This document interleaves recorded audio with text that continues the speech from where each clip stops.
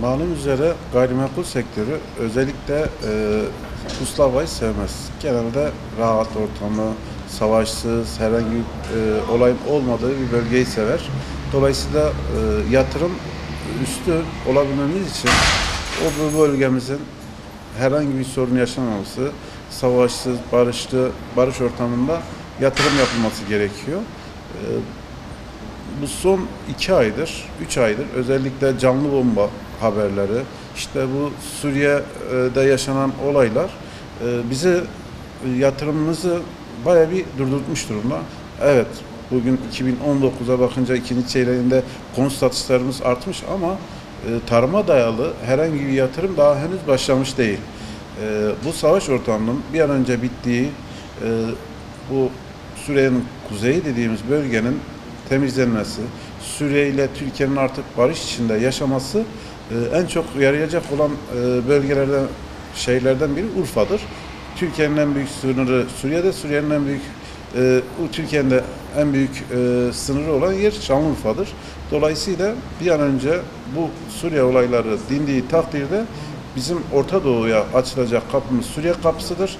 Buradan tarım ürünlerimizin tümünün Orta Doğu'ya geçebilmesi için ve burada bütün yatırımların Urfa'ya fabrika olarak organize sanayi bölgesi olarak burada pamuk yağından tutun, ayçiçek yağından, mısır yağından keza tekstil ürünlerinin tümünün buradan Orta Doğu'ya gidebilmesi için bir an önce Suriye olaylarının bitirilmesi ve ihracatın başlamasını bekliyoruz. Şimdi kira bizim Urfa'da 2-3 sebepten dolayı kaynaklanıyor. Birinci sebep burada her yıl Haziran dönemiyle Temmuz dönemi dışarıdan gelen tayinler buraya geliyor.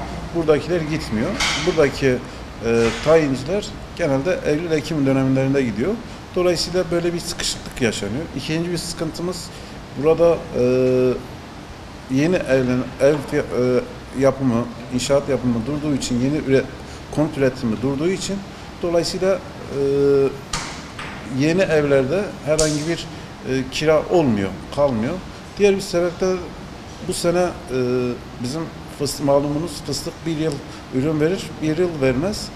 Dolayısıyla bu sene fıstığımızın üretimin olmadığı, veriminin olmadığı bir döneme rastladık.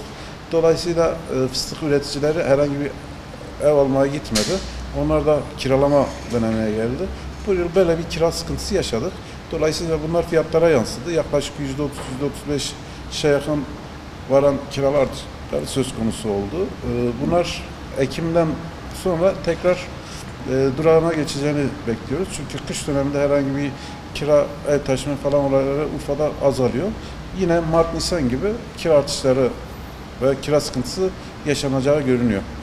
Malumunuz üzerine 2017 ve 2018 gayrimenkul sektörü adeta bitmiş durumdaydı.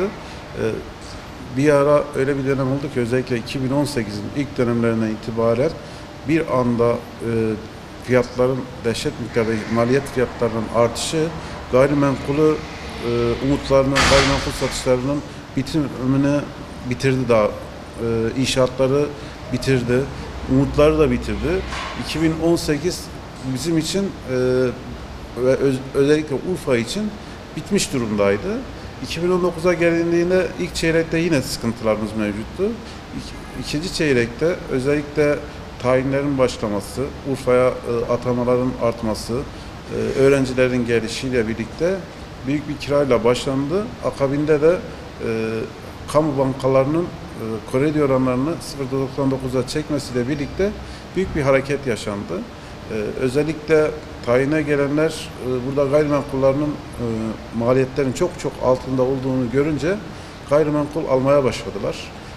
Buradaki vatandaşlarımız da düğün sezonu olduğundan dolayı da yine aynı şekilde gayrimenkul alımına başladılar. Dolayısıyla elimizdeki yeni yapılar, yani 2018 ve 2019 yılları içinde yapılan stoklarımız tamamen bitmiş durumda. Sadece şu anda elimizde kalan mevcutlar 10 yıl önceki, 5 yıl önceki dairelerimiz kalmış. Şu anda onlara da başladı. Yavaş yavaş onlarda da stoklarımız bitiyor. Bir an önce müteahhitler de artık yavaş yavaş tekrar inşaat yapmaya, işler tabiri caizse çarklar dönmeye başlandı. Bu bize mutluluk verici. Hatta 2020'nin ilk dönemlerinde yine konut fiyatlarında bir %20, %30 artış bekliyoruz. 2017 ve 2018'i bu şekilde geniş bir şekilde onların sesini çıkartacağımızı umuyoruz acısını. 2019'un ikinci yarısından sonra fiyatlarımız yaklaşık %30 falan dolaylarında arttı. Büyük bir artış oranı genelde Karaköprü'de yeni konut fiyatlarında fiyat artışlarını görüyoruz. Öte yandan özellikle yeni konut alanları içinde bizim Bağlarbaşı, Devteşti, Eyüpiye ve Konuklu mahallelerinde de yine konut fiyatları %15 dolaylarında arttığını görüyoruz. Özellikle 2+1, 3+1 konutlara büyük bir talepler görüyoruz. Bunlarda da 2+1 ve 3+1 fiyatlarda %30, 4+1 ve üst segmentindeki dairelerde de %15 ile %20 arasında bir artış söz konusu oldu.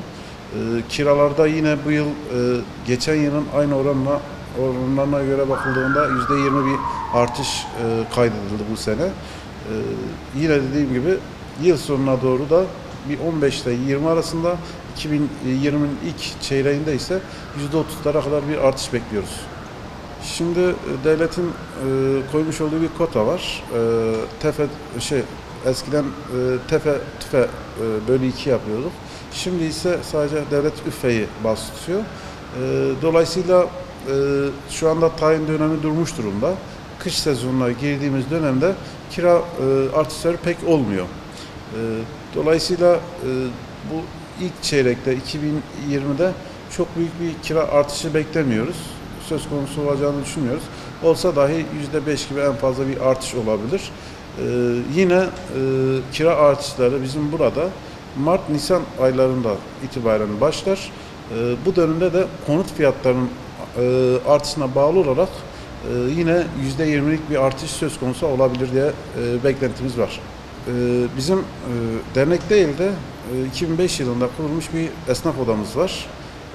Buraya bağlı olarak ben daha önceki dönemde bıraktığımda, yani 2017'de bıraktığımda yaklaşık 300 kayıtlı mevcut vardı. Ama genele bakınca özellikle bu sayı Karaköprü'de sadece 700'e yakın görüyoruz.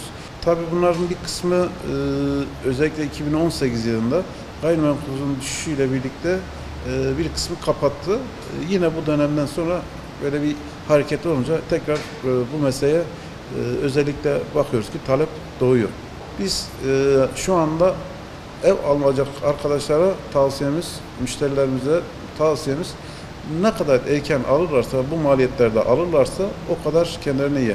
Kredi oranları düşse dahi ev fiyatları ona göre artış gösteriyor. Gerçekten şu anda maliyetlere bakıyoruz, inşaat maliyetlerine bakıyoruz. Sürekli artış söz konusu. Sürekli artıyor. Bunlar da dolayısıyla evlere yansıyor. 10 lira, %10 bir artış olduğu takdirde bunlar evlere yaklaşık %20 satış fiyatlarına etki yapıyor. Dolayısıyla müşterilerimizin bu dönemde ev almalarını, yani daha önceden ev almalarını, ne kadar erken ev almalarını olursa kendileri için daha iyi olduğunu düşünüyoruz.